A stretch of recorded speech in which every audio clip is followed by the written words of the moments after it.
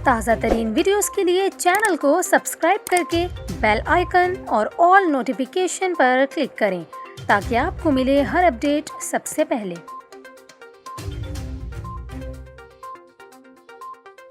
और यहाँ पर आपको खबर दें, गुज़िश्ता हफ्ते स्टेट बैंक के पास ज़र मुबादला के ज़खायर 78 करोड़ 50 लाख डॉलर की कमी से 6 अरब 71 करोड़ डॉलर रहे। स्टेट बैंक ऑफ पाकिस्तान की जानिब से जारी करदा एदाद-ओ-शुमार के मुताबिक 2 दिसंबर को ख़त्म होने वाले हफ्ते में पाकिस्तान के गैर मुल्की ज़र मुबादला ज़खायर मजमूई तौर पर 12 अरब 58 करोड़ डॉलर थे, जिनमें से 5 अरब 87 करोड़ डॉलर कमर्शियल बैंकों के हैं। 2 दिसंबर को ख़त्म होने वाले हफ्ते में स्टेट बैंक के पास गैर मुल्की ज़र मुबादला के ज़खायर 6.71 अरब डॉलर थे, जबकि कमर्शियल बैंकों के पास ज़खायर में 13 करोड़ डॉलर की कमी हुई।